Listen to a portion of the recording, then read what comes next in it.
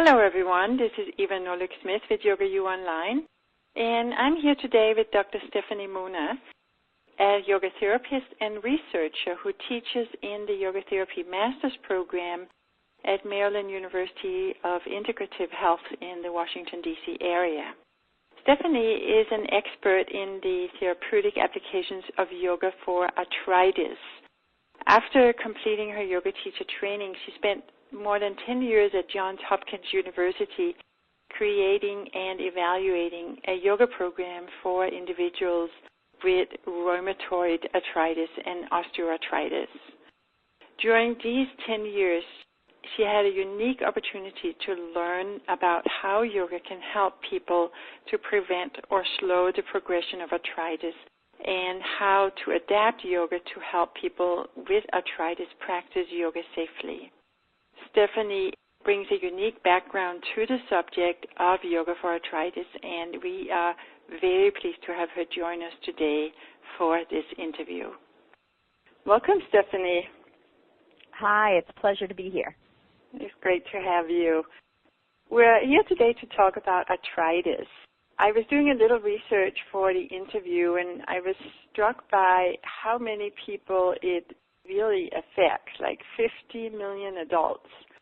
That number is projected to grow, as I understand it, to more than 67 million people by 2013. Right now, it represents 1 in 5 adults in America is living with arthritis. It is the leading cause of disability in the U.S., and most people think of arthritis as a disease of old age, but actually 2/3 of the people living with arthritis now are under 65, and even 300,000 of them are children. It's an enigma to me in terms of just exactly what arthritis is, because you usually think of it as an old person's disease, but you say that more than 2/3 are under 65, and also there seems to be so many different kinds of arthritis. Could you tell us a little bit about what it is and what the common denominator is? And that's a very good point. Most people think of osteoarthritis, which is one type of arthritis, and it is the most common.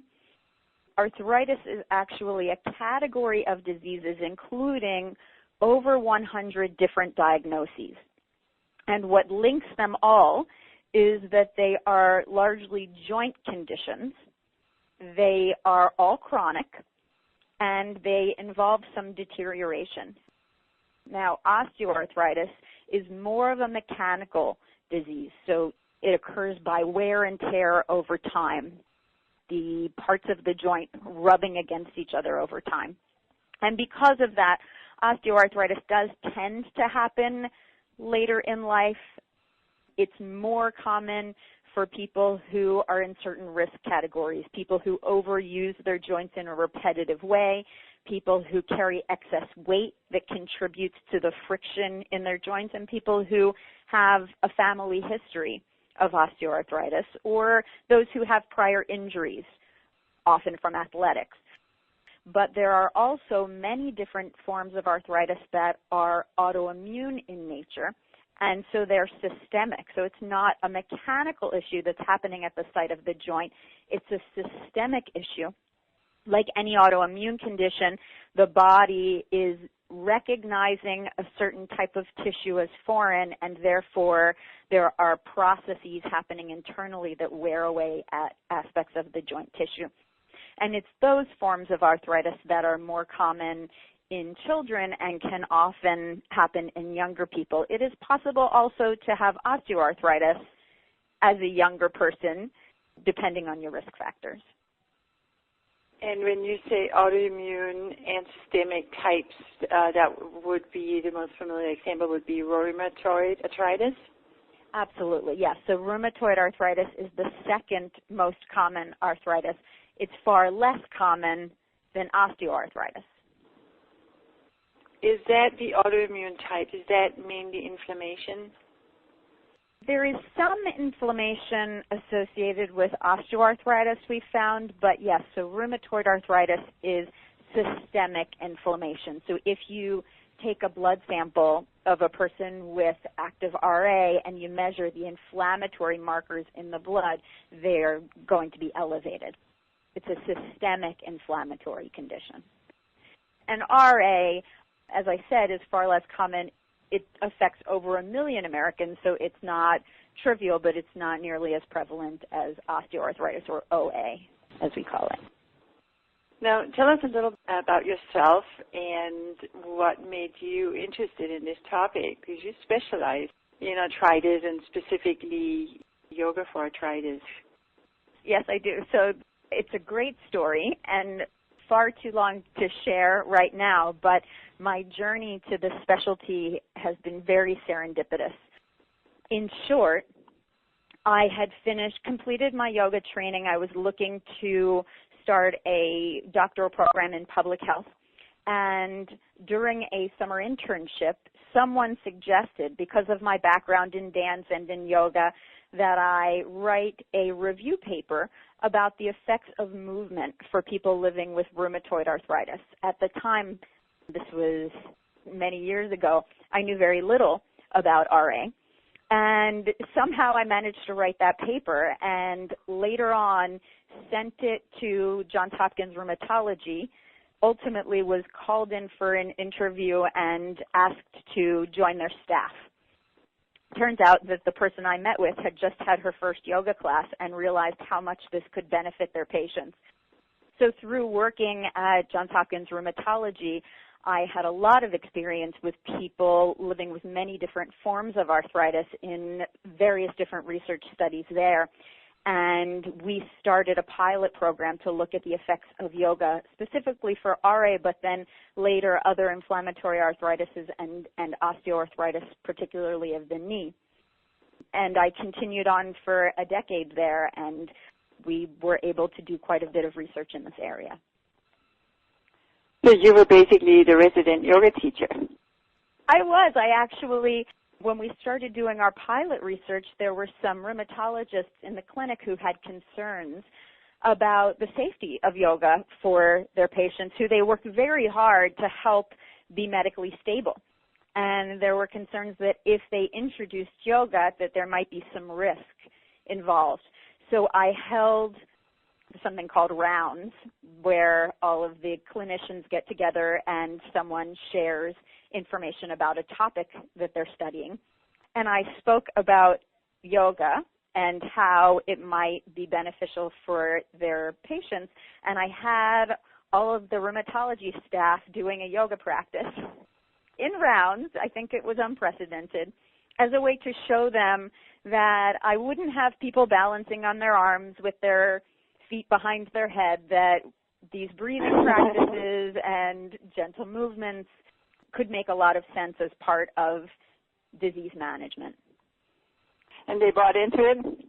They did. I started getting a lot of referrals from the clinicians to our study, and to this day, some of the rheumatologists in the Johns Hopkins Arthritis Center are most supportive of the work that we continue to do.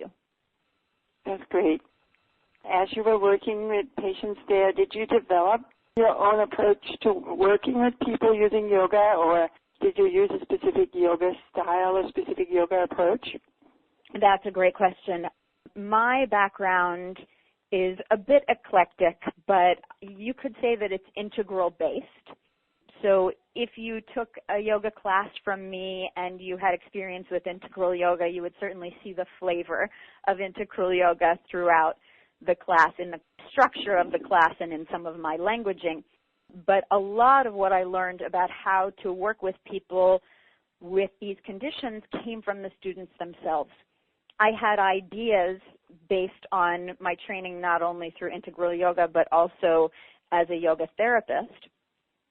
I had ideas about what would work and what might not work, but much of what I know about how to work with this population came from the small pilot study that we did in the beginning, and then my ongoing work with these individuals who know their body better than I ever will. I always tell them, you are the world's leading expert on your own body.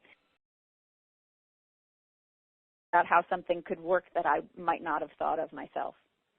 So how to modify and adjust postures to make it work for their body?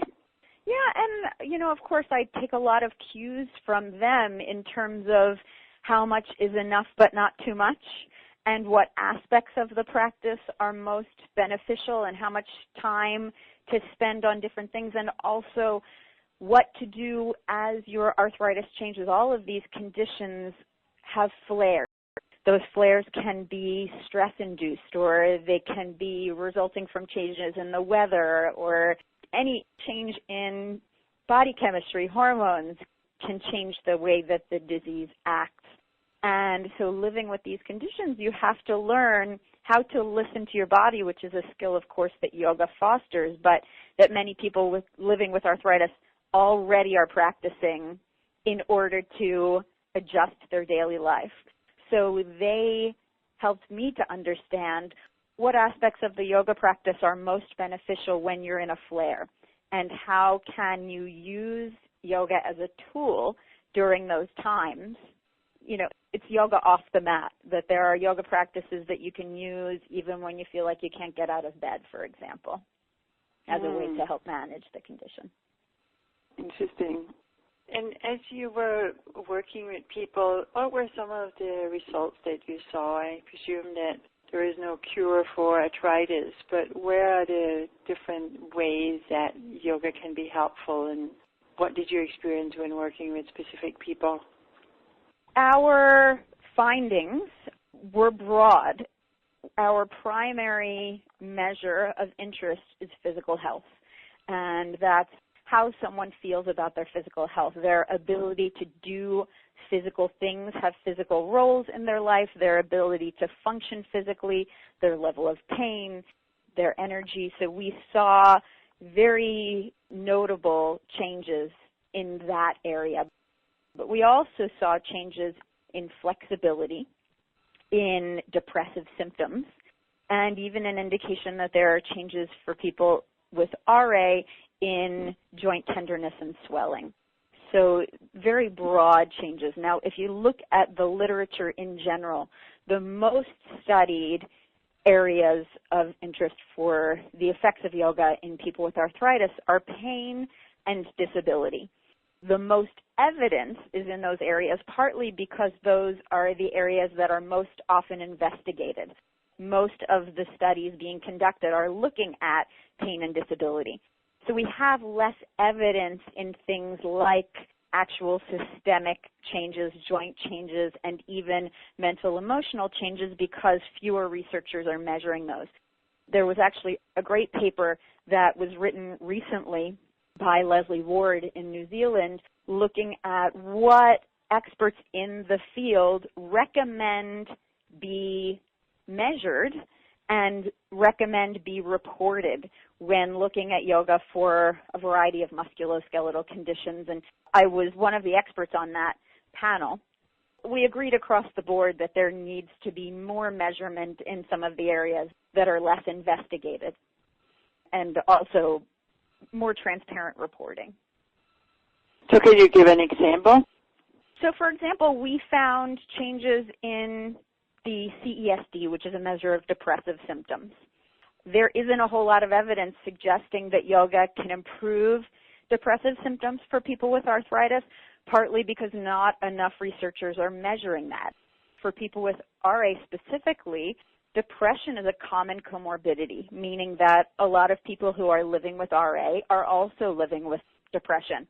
So if we can show that not only are there changes in your physical health as a result of the yoga practice, but also we can help to affect mood, then that's pretty important. There aren't a lot of interventions that work on both the physical level and the mental emotional level, and yoga has the opportunity to be able to do that, but we need more evidence to show what the effects are.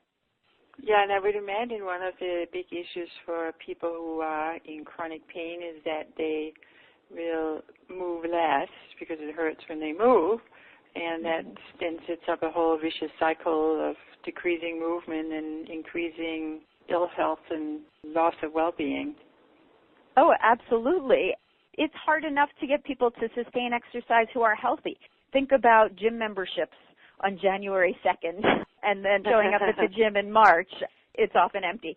So it's hard enough for people who are well to sustain exercise, let alone people who are living with chronic, painful, often disabling diseases. One of the things that we wanted to look at is a yoga practice more sustainable, partly because you can adjust it to how you're feeling any given day, but also because it can potentially be more enjoyable, more engaging, more mindful. One of the things that my mentor said when I joined the team at Hopkins was that her yoga class was the first time she didn't feel the need to distract herself from the exercise. When you get on a treadmill, you often put on a set of headphones or open up a magazine or do something to make the time pass more quickly because you're not actually enjoying being on the treadmill. There are some people who do, certainly. But in a yoga practice, the point is to be present, to be fully present and engaged. So that's a difference that might actually make it more sustainable in the long term. Very good point. Stephanie, you sort of made a reference to it, but you did a research study on yoga for arthritis. Was that part of your dissertation, or did you do a couple? I know that you participated in a pilot study, but did you do also a more extended study? We started with a pilot, and there's some preliminary evidence of that out there in the literature, but it ultimately ended up being a randomized control trial, and the results of that have not yet been published. But we've also gone on to use the same protocol now in an intramural study at NIH Nursing, where one of the things that we found is that there were a fair number of people who withdrew from the study between the time that they enrolled and the first class starting. So they never actually made it to the first class. Once you made it to the first class, you were very likely to continue to the end and even still be practicing yoga many months later. But of the people who withdrew before the classes started, a larger proportion of them were ethnic minorities and racial minorities. One question that we had after the study was, why might there be additional barriers to yoga practice for those populations? And it's true that yoga is less often practiced by racial and ethnic minorities in the U.S. So there is a researcher, Kimberly Middleton, who's down at NIH, who is interested in that question. So we're now looking at the effects of yoga for people living with arthritis who are racial and ethnic minorities. Specifically, is it feasible? Are there barriers to yoga practice that might be unique to that population? And what happens when you have language concordance and racial concordance with the instructor? Does that change the acceptability and feasibility of yoga as a part of self-care in the long term? Interesting. Yeah, one can imagine if it's not part of the culture and the people around you who are doing yoga, then it will seem a little more strange and a little less accessible. Yeah, and interestingly, the people living with arthritis who are racial and ethnic minorities are more likely to have more severe symptoms. And therefore, it's those populations who could stand to benefit the most from a self-care tool like yoga. It's also yoga, once you have the experience and the training to practice it, it requires very little space, very little money. You can lay down a mat in your living room and practice yoga anytime. So this could be a very useful tool for people with more limited resources, time, money, etc., to be able to better manage their disease. Yeah. Very interesting. Now, Stephanie, you also have a course coming up on YogaU on yoga for arthritis. Could you tell us about the course and what you will be covering? I'm excited about that. We'll be talking about arthritis in general, the different types of arthritis, what some of the particular features are of the main types of arthritis, what distinguishes them, and how you might approach a yoga practice differently, and more about the evidence. What do we know and not know so far about how yoga is beneficial and relevant for this population, and then specifically, how do we tailor a yoga practice to people who have various joints affected by these conditions. Interesting. Yeah, because I guess the one thing I'm curious about is, like, if I think in terms of teaching yoga to arthritis, I almost equate it with teaching yoga to, like, people in their 60s or 70s. But I presume there's more to it than just a more gentle form of yoga.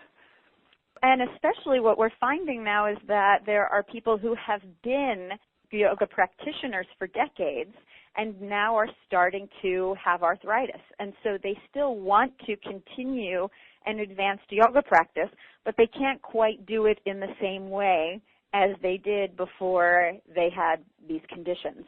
So that's one population that you certainly don't want to reduce the engagement in their full yoga practice. So a gentle yoga practice is not always what they're most interested in, but you do have to consider the joints.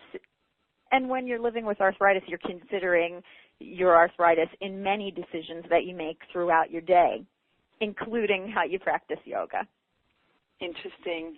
So you'll be discussing that as well, how people can modify if they do have personal issues. Right, and of course, for any given pose, there are endless possible modifications, and it really is a process of exploration on the part of the student and with a qualified teacher. But I'll give some ideas and suggestions, modifications that I go to very often with this population. That's great. Well, Stephanie, it's such an important topic, and it's amazing how much work you have done with this. You said you were 10 years at Johns Hopkins? Yeah, so that's about as long as it's been since I started at Hopkins. It's been 11 years now. That's impressive, going so deeply into one topic and then picking up a PhD on the way. It's a very rewarding area. It's an honor to be able to make these contributions.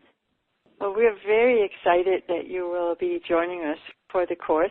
And thank you so much also for joining us today to share of your background and all of these important experiences you have with how to use yoga for this very common source of disability. It's a hopeful thing to think about, that there may be ways to help people with that and possibly reduce the longer-term outcome, or at least slow the longer-term progression of the condition. Absolutely. Well, thank you very much. It's been fun.